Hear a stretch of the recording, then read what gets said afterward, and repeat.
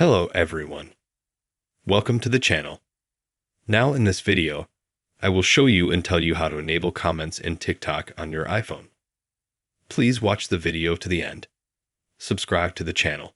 Give me likes. Let's get started. To do this, you need to go to TikTok. Then you open your profile. In the top right corner, click on the three bars, Settings and Privacy. Then you open Privacy. Here you select Comments. Then you open Comments again. Here you select.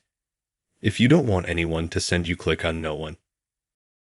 If you want your subscribers, your friends, to send to you, click on Friends.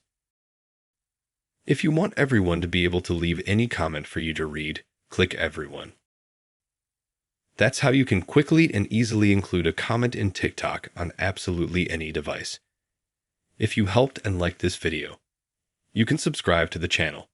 Give it a like. Thank you very much for watching. See you again. Goodbye.